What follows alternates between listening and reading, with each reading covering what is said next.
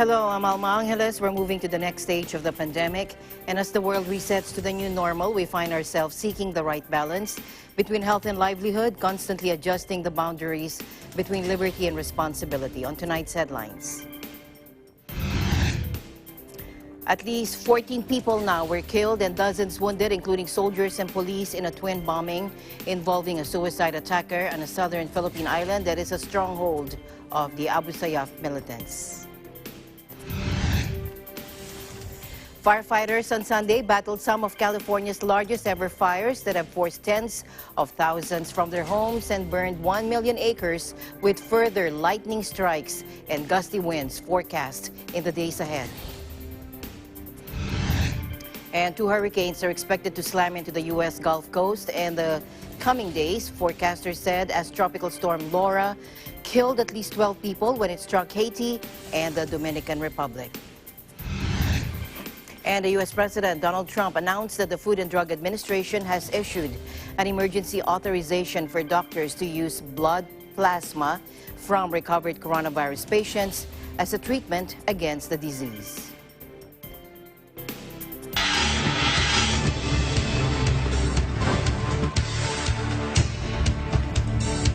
All right, we have an update now. At least 14 people now were killed and dozens wounded, including soldiers and police, in a twin bombing on Monday involving a suicide attacker on a southern Philippine island that is a stronghold of Islamist militants, according to officials. Now, the attack happened in Jolo, in Muslim-majority Sulu, where government-backed security forces have long been fighting the Abu Sayyaf group. Lieutenant General Corleto Vinluan told reporters 5 soldiers, 4 civilians were killed in the first blast when an improvised explosive device attached to a motorcycle parked outside a supermarket blew up. Now, more than a dozen soldiers were wounded in the explosion, which happened at around midday. Around 20 civilians were also hurt, according to Lieutenant Colonel Ronaldo Mateo, citing the local mayor. Now, Mr. Mateo said a soldier saw a person leave the motorbike outside the grocery store where there were a lot of people, including members of the military. It immediately detonated. There was a second blast a short time later in the same street when a female suicide attacker blew herself up as the police cordoned off the area, killing 1 person and wounding around 6 officers, according to Vinluan. A soldier had been trying to apprehend the bomber when she detonated her explosives. Now, Mr. Mateo said Abu Sayyaf was most probably behind the double bombing. Monday's explosions come after the arrest earlier this month of an Abu Sayyaf leader on the southern island of Mindanao. Security forces had been on alert for possible reprisal attacks after detaining Abdul Jihad Susukan, who is accused of kidnapping and beheading several foreigners. He has been charged with 23 murders, 5 kidnappings, and 6 attempted murders. President Duterte doesn't need to establish a revolutionary government to make true on his promise to push for a federal system of government, according to Malacanang. Presidential spokesperson Harry Roque said the president has not abandoned his campaign promise, but never considered establishing a revolutionary government as one of his options. Take a look. Well, unang-una po, nilinaw po natin na ang presidente po natin ay pinuno ng isang constitutional government at hindi po natin kinakailangan ang revolutionary government sa ngayon. Ganun pa man, ang mga nagsusulong pa na meron naman po silang karapatan ng malayang pamamahayag, so hayaan na po natin sila. Ang importante po, malinaw po na yan po isang pribadong initiative at yan po ay hindi kabahagi ng priorities ng ating Pangulo sa ngayon. Well, alam niyo po, ang presidente nakatutok naman siya sa COVID-19 responses natin ngayon at paulit-ulit na po niyang sinasabi, he's looking forward to the end of his term, no? And he wants to live a quiet life again, no? So sa tingin ko po, moot and academic as far as the president is concerned, dahil nga po constitutional government siya, and come 2022, he is welcoming transferring the reign of power to his duly elected successor, kung sino man po yun. On Saturday, the People's National Coalition for Revolutionary Government and Charter Change assembled at Clark Freeport in Pampanga to push for the establishment of a revolutionary government and the adoption of a new federal constitution. Mr. Roque, however, said he doesn't need he does not see a need to criminally charge revolutionary government proponents for inciting sedition, as there is no clear and present danger in their actions. To the U.S. now, firefighters battled some of California's largest ever fires that have forced tens of thousands from their homes and burned 1 million acres, with further lightning strikes and gusty winds forecast in the days ahead. Take a look. Southern California, the challenge that we're facing here in the state is now disproportionately impacting Northern California. And that is because of close to 12,000 lightning strikes that we experienced over a 72-hour period. Not naive by any stretch how deadly this moment is and why it is essential, as the message has been amply referenced over and over. I'll extend it one more time, that you heed the emergency notices and the evacuation orders, you take them seriously. We simply haven't seen anything like this in many, many years. Please take seriously those emergency evacuation orders. I just dropped off some toiletries and some sleeping pads, and I have several more bags in my car. Didn't see anything, and it still hasn't hit Lompico as far as I know. Hopefully it'll bypass. I've been very fortunate so far. I'm really happy because I've been up there 41 years.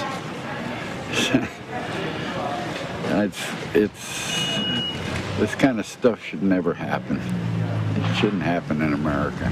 Much affected. I have several friends who've lost their homes and many others who are evacuated. So this is a really difficult time, but it's great to see the community pull together to do what we can to support each other. They said 1 week would be probably for us, but the farther you go up into the mountain, we're looking at 2 to 3 weeks, if there's anything left for you to go back to.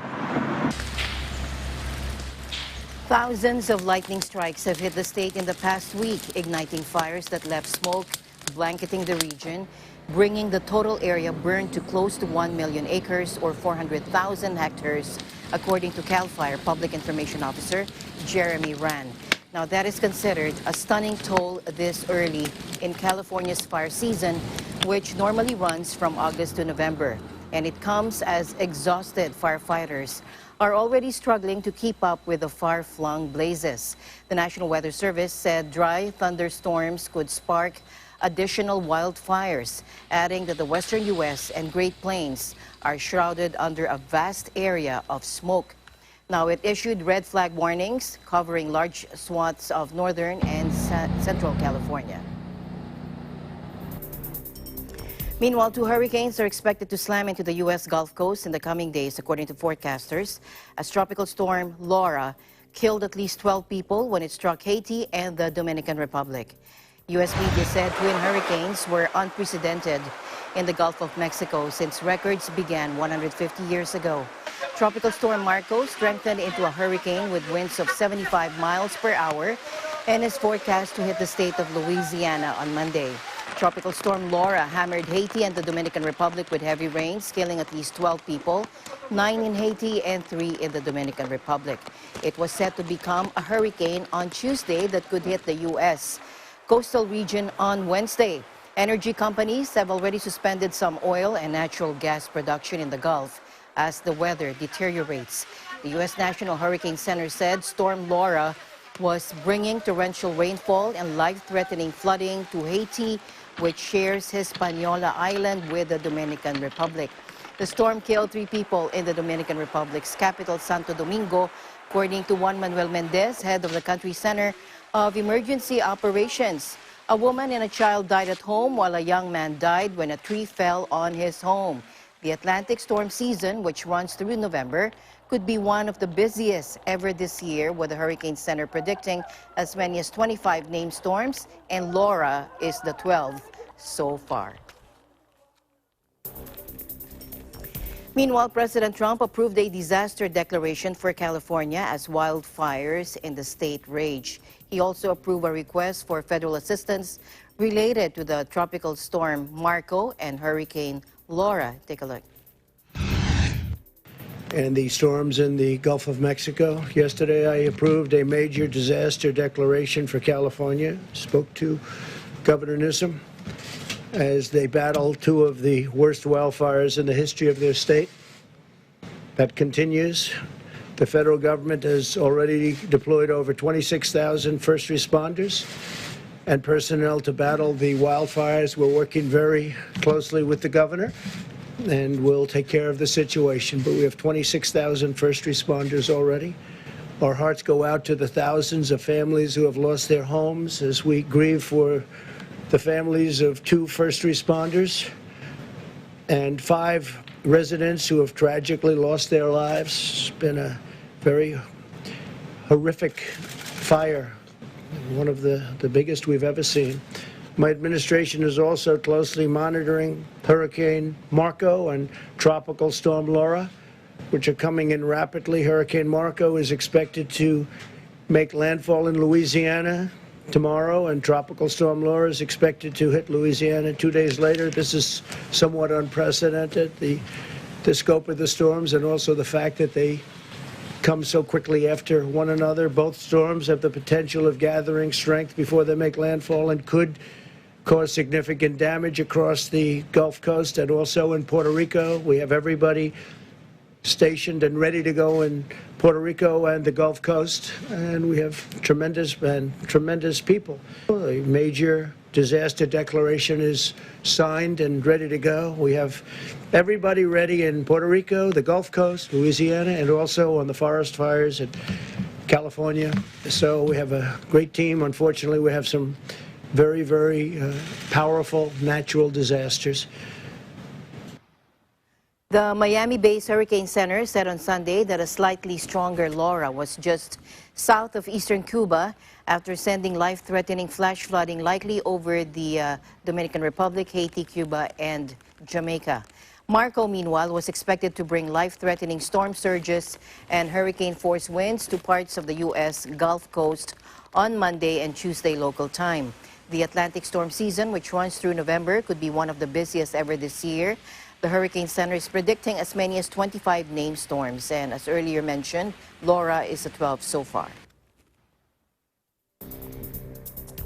Now, U.S. President Donald Trump announced that the Food and Drug Administration has issued an emergency authorization for doctors to use blood plasma from recovered coronavirus patients as a treatment against the disease that has killed over 176,000 in the U.S. Take a look.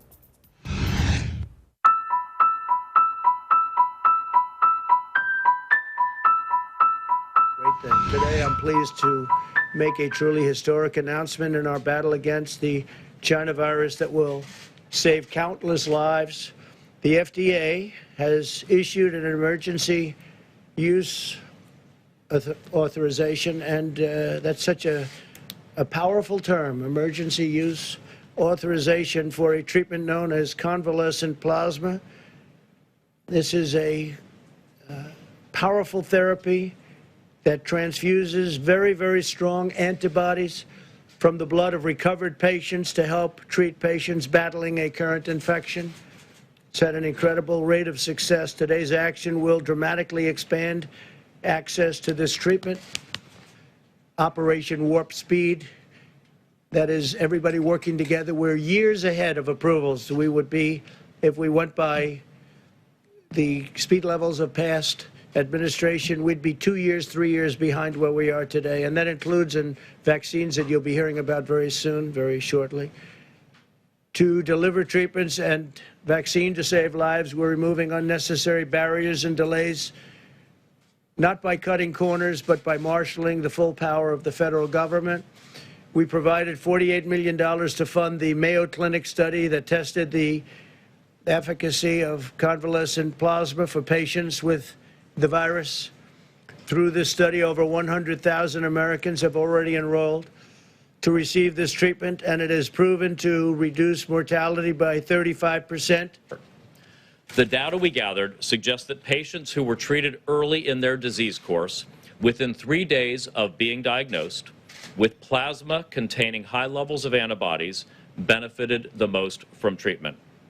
We saw about a 35% better survival in the patients who benefited most from the treatment, which were patients under 80 who were not on artificial respiration. I just want to emphasize this point because I don't want you to gloss over this number.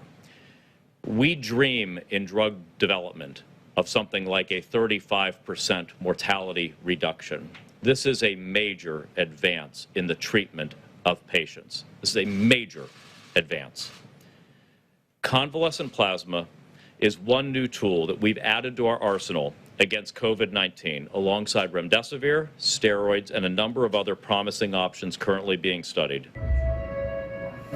While the treatment has already been used on patients in the U.S. and other nations, the extent of its effectiveness is still debated by experts, and some have warned that it could carry side effects. Now, he said that plasma would likely work much better right after a person was exposed to the virus when the body is trying to neutralize the infection, the problem being that plasma supplies are limited, meaning it would be difficult to get enough to treat everyone in the early stages of the disease. Now, the FDA already allowed convalescent plasma transfusions for coronavirus patients under certain conditions, such as clinical trials and gravely ill people. The Washington Post said that over 70,000 virus patients in the U.S. have received such a transfusion. In other news, Kellyanne Conway, a long-serving advisor to President Trump known for sparring with reporters, announced that she will now step down to focus on her family. Conway, 53, has been at Trump's side since day one, managing his 2016 campaign that catapulted the reality TV star into the world's most powerful office. While she made a name for herself as one of President Trump's sharpest defenders, her husband, prominent Washington lawyer George Conway, is a strident critic of the president, repeatedly and loudly questioning his mental fitness for office. Now, Mrs. Conway said in a statement, George is also making changes. We disagree about plenty, but we are united on what matters most, and that is the kids. She said their 4 children would be starting the new academic year remotely.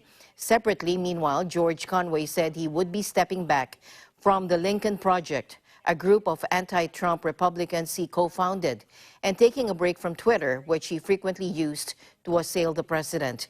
The dislike was mutual, with President Trump calling him the husband from hell. Japan's Prime Minister Shinzo Abe said he has undergone more medical tests, but he declined to provide any more details a week after first hospital visit that fueled growing speculation about his health. To tell us more about it, joining us live is Dennis Liu. Dennis.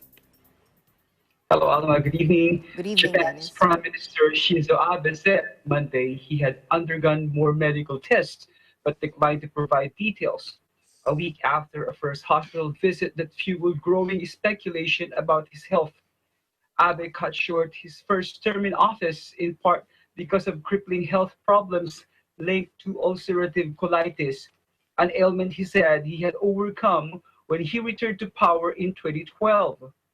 Abe arrived back at his office on Monday afternoon after several hours at the hospital in Tokyo. Abe said, "I heard details about my test results and also underwent additional tests. I'll continue to do my best in my work and take all measures to manage my physical condition." Abe declined to share information when asked about the content and results of the tests. But there's a speculation the Prime Minister's health has taken a hit from the stresses of governing during a pandemic. Chief Cabinet Secretary Suga Yoshihide said he sees Abe every day and that he hasn't seen any change. The Prime Minister just broke a record on Monday, becoming the Japanese leader with the most consecutive days in office, 2,799. The record is unlikely to provide much immediate solace for Abe, who, in addition to his health woes, faces plummeting support from a public that has been highly critical of his handling of the coronavirus. A poll published Sunday by the Kyodo News Agency found the approval rating for his cabinet stands at 36%, the second lowest since he returned to office in 2012. The survey conducted over the weekend found 58.4% were unhappy with the government's handling of the virus. While Japan has seen a comparatively small outbreak, With nearly 62,000 infections and close to 1,200 deaths, Abe has been slammed for his economic response as well as a widely mocked program to distribute reusable cloth face masks. Alma. All right. Thank you very much, Dennis, for your updates there in Japan. You stay safe, stay healthy. Thank you for your time. Thank you very much for reporting live from Tokyo, Japan. This is Dennis Liu. We live in interesting times. Women in the Royal Australian Navy serve critical roles at the RIMPAC 2020 exercise. Joining us live from Australia is Morgan Goodfellow. Hello, Morgan. Good evening, Alma. Good evening. And your updates for us. Yes, go ahead. Captain Philip de Hay of the Royal Australian Navy will lead a maritime task force from other nations during Exercise Rim of the Pacific, or RIMPAC 2020. Captain Hay is the first foreign military woman to lead a RIMPAC task force following US Navy Vice Admiral Nora Tyson, who served as overall commander of RIMPAC 2016.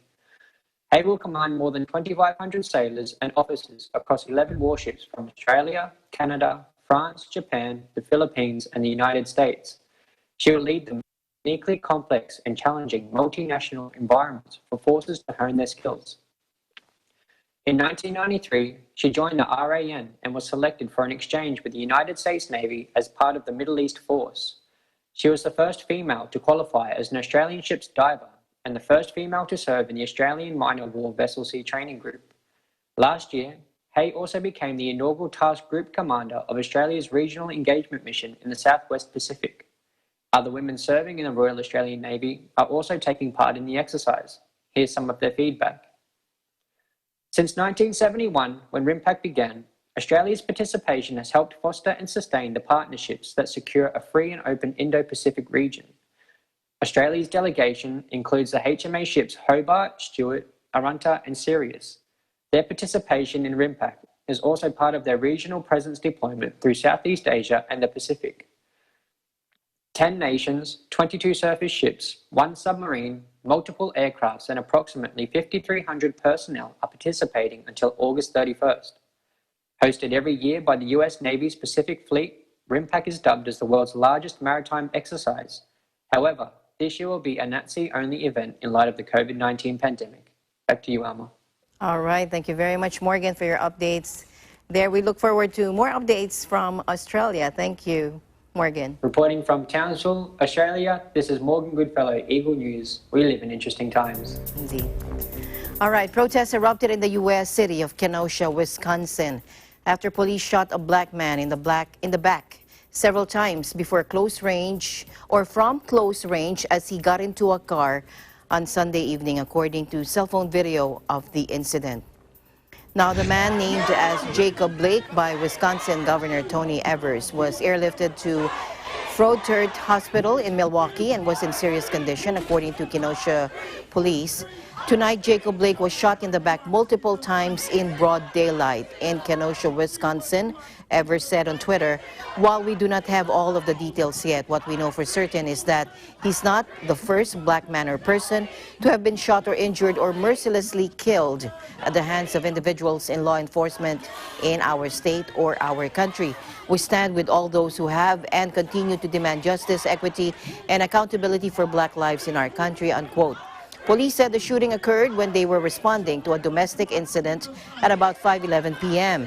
And cell phone footage of the incident showed a black man followed by 2 police officers with guns drawn as he goes around the front of a gray SUV. As he opened the door and tries to get into the driver's seat, one of the officers pulls on his T-shirt and he appears to be shot repeatedly in the back. Civil rights attorney Ben Crump said Blake's 3 sons were in the car at the time, and he had been trying to break up a fight between 2 women. Now, Crump represents the family of George Floyd, a black man who died on May 25 when a white police officer knelt on his neck for nearly 9 minutes. The death of Floyd ignited massive nationwide protests against racism and police brutality. Kenosha City now later declared an overnight curfew. Wisconsin Department of Justice said its Criminal Investigation Division was investigating the shooting. Eagle News will be right back.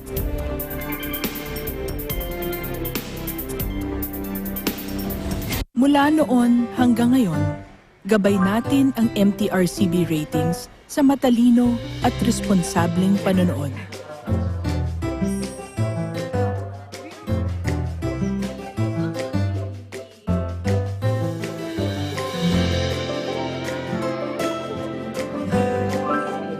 Sa tamang pagsunod sa MTRCB ratings, ginagawa nating ligtas at makabuluhan ang panonood ng bawat miyembro ng pamilyang Pilipino.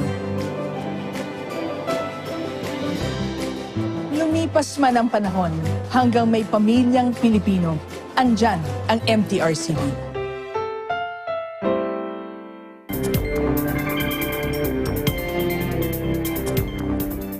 Welcome back. The white supremacist who murdered 51 Muslims in last year's New Zealand mosques shooting showed no emotion on Monday as distraught survivors confronted him in court with harrowing accounts of the atrocity. At the opening of the sentencing hearing in a Christchurch courtroom, prosecutors revealed chilling details of a meticulously planned attack in which Brenton Tarrant planned all this massacre. Take a look. May you get the severest punishment for your evil act in this life. And in the hereafter, we know that Allah is the most just. You transgressed, and you thought you can break us. The gunman and I looked into each other's eyes. I saw the moment when I was the target of his gun. I was shot 9 times by the gunman. I will have permanent disabilities and pain as a result of these injuries. However, I'm a strong, stubborn Turkish man who has been brought up to battle alone. The trauma will live with me forever. The images, smell and sound of the mosque on that day haunt me. I do not foresee a future where I will be without pain. However, I am determined to find a positive way forward to overcome the pain, cope with this distance from family, and live with my disabilities. In the future, I will think about and be proud of all I have overcome as I walk freely in the sunshine. Kehakaha. Thank you.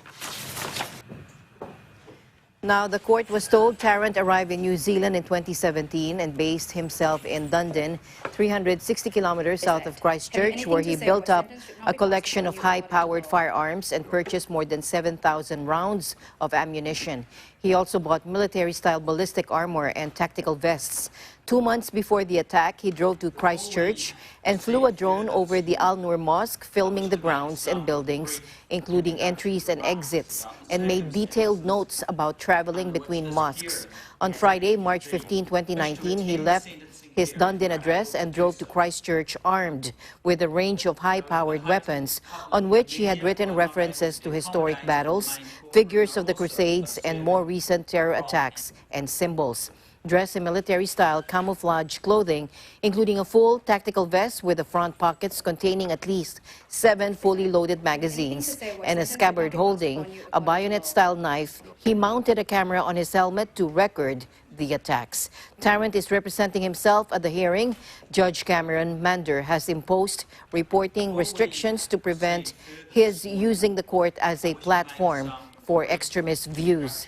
Mander is expected to hand down a sentence on Thursday.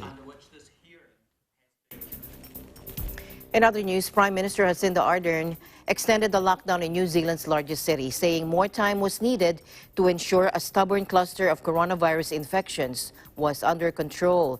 The Prime Minister said stay-at-home orders would remain in place across Auckland until at least late Sunday, instead of restrictions easing late Wednesday as originally planned. Let's listen in.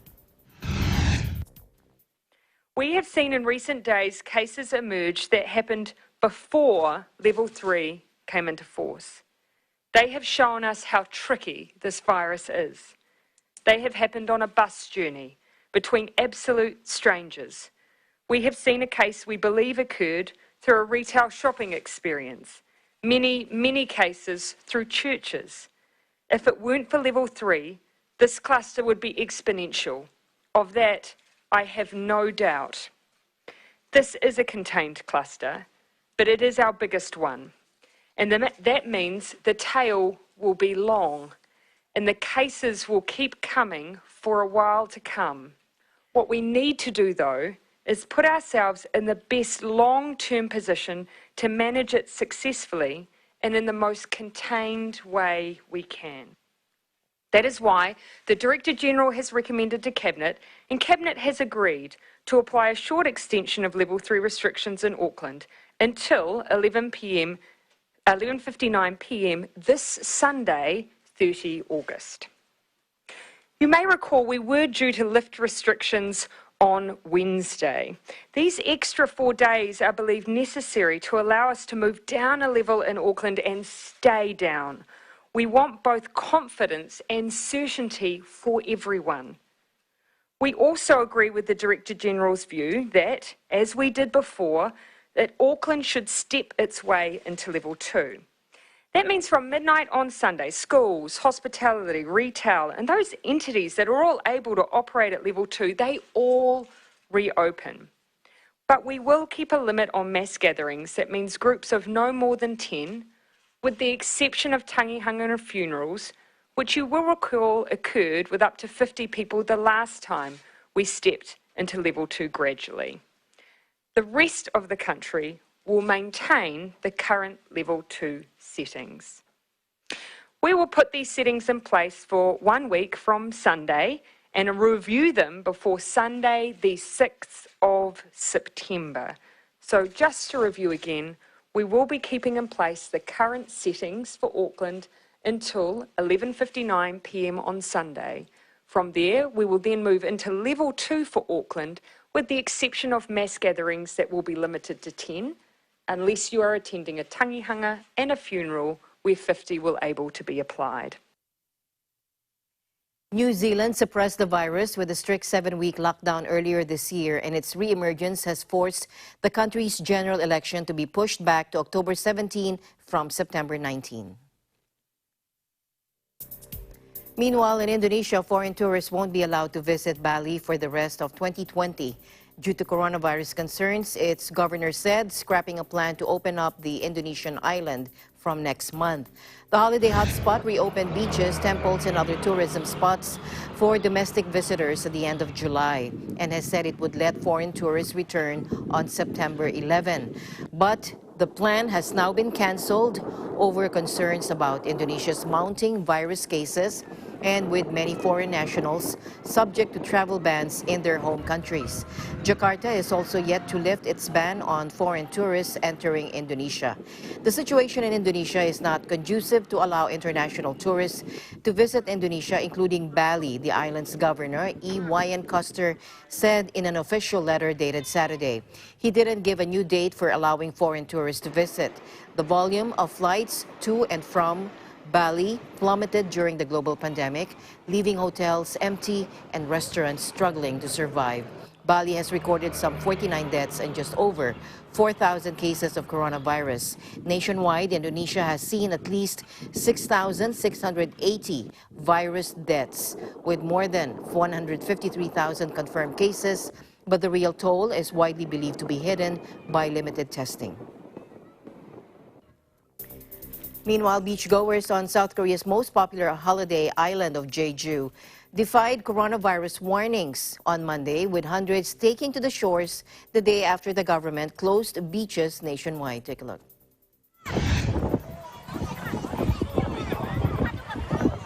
왜 문제 안 된다고 생각했냐면은 이게 뭐 물론 바닷가에 노는 것도 중요하긴 한데 해변을 오는 이유 중에 하나가 바다를 보는 것도 하나의 그 재미가 있거든요. 그래서 뭐 들어가지 못하더라도 보는 재미 때문에라도 괜찮은 것 같습니다.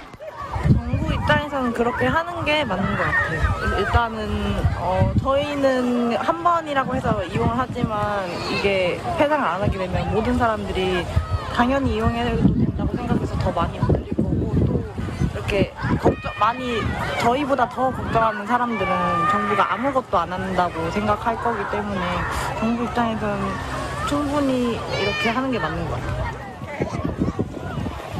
South Korea ramped up coronavirus restrictions on Sunday to try to contain a growing outbreak as many countries around the world battled worrying surges in infections. South Korea, which had largely brought its outbreak under control, tightened curbs to try to contain a new growing cluster of cases.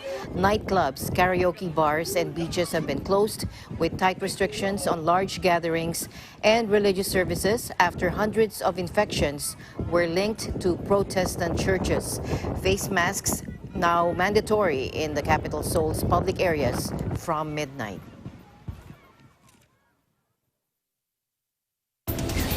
Eagle News will be right back.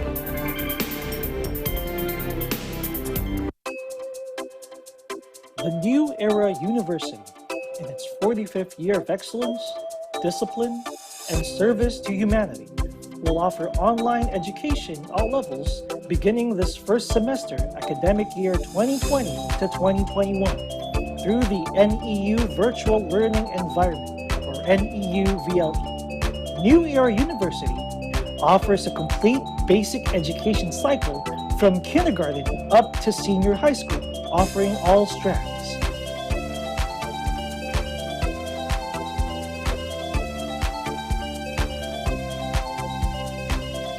NEU has 18 colleges,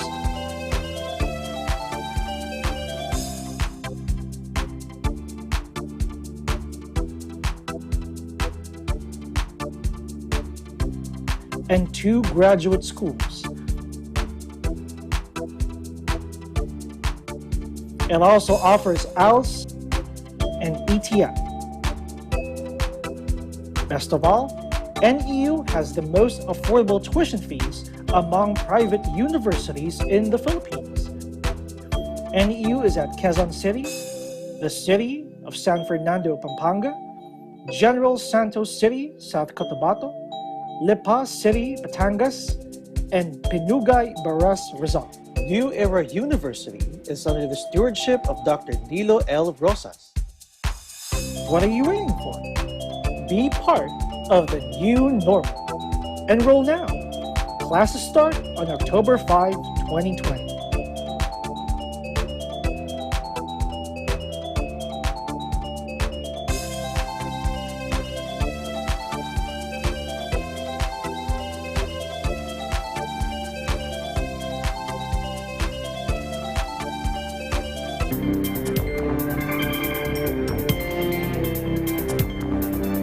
Welcome back. WHO Chief Tedros Adhanom Ghebreyesus announced that 172 countries are now engaging with the WHO-led COVAX global vaccines facility, but more is urgently needed to move the portfolio forward. Let's listen in. I'm pleased to announce that as of today, 172 countries are now engaging with the COVAX global vaccines facility, which has both the largest and most diverse COVID-19 vaccine portfolio in the world. At present, there are 9 vaccines that are part of this dynamic portfolio. More is urgently needed to continue to move the portfolio forward. The goal of the mechanism is to deliver at least 2 billion doses of safe, effective vaccines by the end of 2021. As governments invest trillions into economic stimulus, the COVAX facility offers a huge return on investment. There is light at the end of the tunnel. When there will be limited supply, it's important to provide the vaccine to those at highest risk around the world. This includes health workers, as they are on the front lines in this pandemic, and critical to saving lives and stabilizing the overall health system. It also includes people over 65 years old and those with certain diseases that put them at higher risk of dying from COVID-19.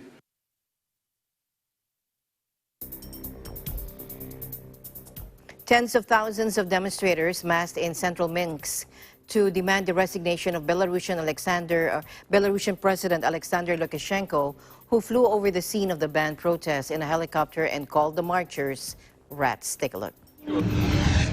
The authoritarian leader, shown later clutching an automatic rifle upon landing at his central Minsk residence, has ordered the military into full combat readiness in the face of the biggest challenge to his 26-year rule of the ex-Soviet state. They fled like rats, Lukashenko said in a presidential video taken during the evening helicopter flight with his 15-year-old son, Nikolai, after the protests had largely broken up. He has previously dispatched his notorious riot police to disperse rallies that erupted after he claimed a sixth term with 80% of the vote in an election 2 weeks ago that the opposition says was rigged. But with rain on Sunday evening, the protesters appeared to break up voluntarily without any clashes with the riot police. The latest of many peaceful showdowns. Opposition-leaning media said more than 100,000 protesters had convened in the capital for the second Sunday in a row.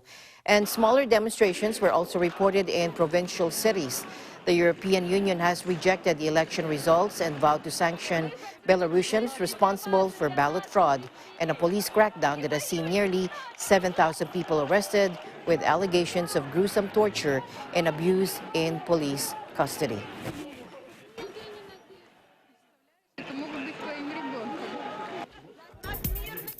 In Scotland, a professor says children missing school can be more harmful than the coronavirus itself.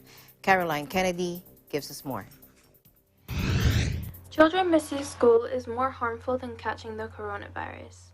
According to the BBC News, it is said that children can be more harmed by not going to school than being able to catch the coronavirus due to not returning to face-to-face education. Professor Chris Whitty states, the chances of children dying from COVID-19 are incredibly small.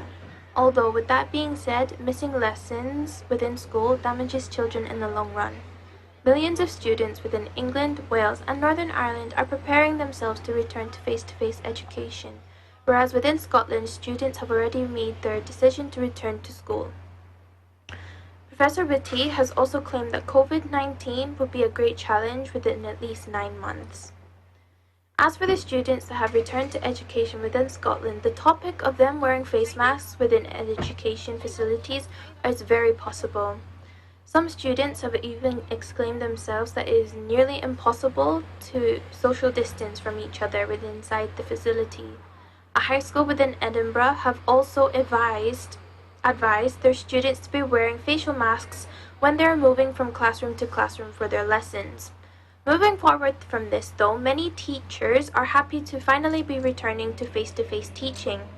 One of these teachers, which is Mike Corbett, who is especially ecstatic to be returning to face-to-face teaching within secondary school in East Dunbartonshire earlier this month. He exclaimed, just like that buzz of a classroom discussion that you get, that's completely impossible online. It's a delight to have and one of the best feelings that we like about teaching, the English teacher told Radio 5 Live. Mike is one of the members at NASUWT, Scotland Teaching Union. Thinks that the students are very happy to be back. But with that being said, there is a lot of pandemic protocol taking in place within schools, such as getting used to using the hand sanitizers regularly and ensuring that there is no group work taking place, but most importantly, the tables are being wiped down before the next class enters the room. With the students having to social distance themselves from the teachers, they are finding it very difficult to be able to have the one-to-ones that are needed for students that don't understand specific topics. This is one of the complications that Mike is currently experiencing for his pupils, and he can't go and explain to them further with one-to-ones, making it a struggle for those individuals who are trying to follow the lesson. He said, the reason I was only able to sleep soundly on Thursday night was because I did not cross the 2-meter social distancing line. Despite the comments being made all around the UK about children and students going back to school, Professor Chris Whitty is attempting to reassure all parents, students and teachers that the schools are safe. Mike continues to say staff are out there very anxious still about the situation. With the furthermore increase of the coronavirus increasing within Scotland, meaning that the virus will inevitably make its way into the schools, and the fear of the schools being shut down is very likely.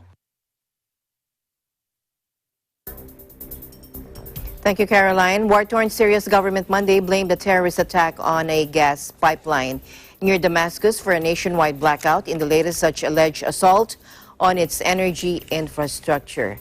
Caretaker Electricity Minister Zuhair Karbutli said a pipeline explosion in the Damascus area late Sunday led to an electricity blackout across Syria.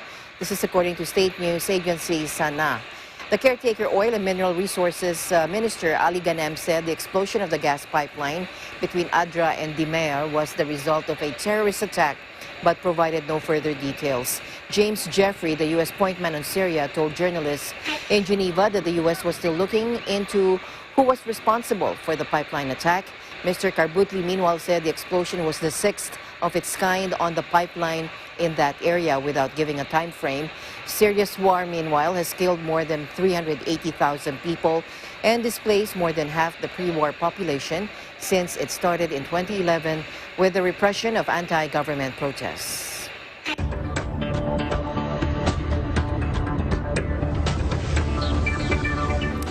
Video app TikTok said it will challenge in court a Trump administration crackdown on the popular Chinese-owned platform, which Washington accuses of being a national security threat.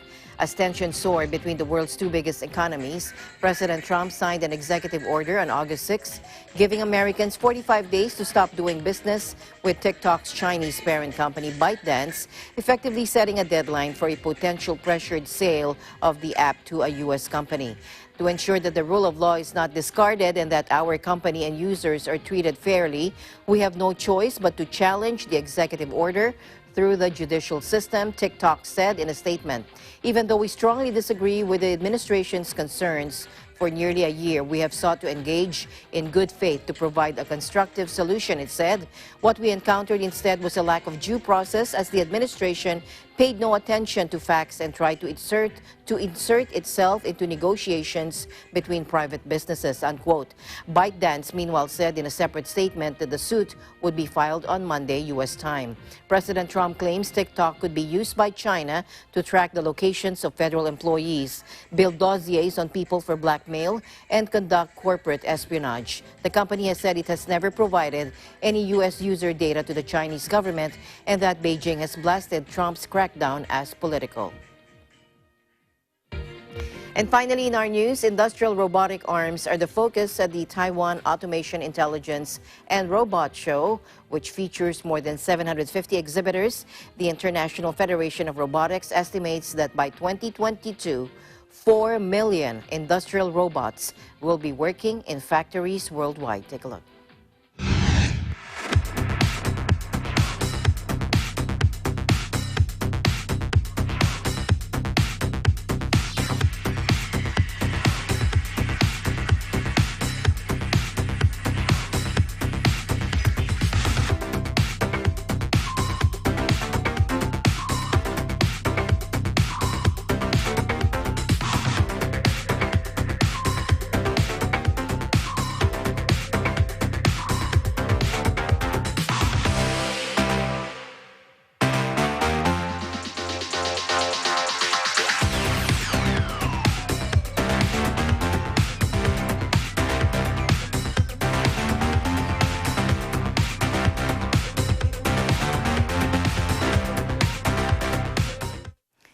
And before we close, we leave you with a word of hope. At the end of the day, there remains so much more to be grateful for. See you again tomorrow evening. Good night. I'm Alma Angeles. We live in interesting times.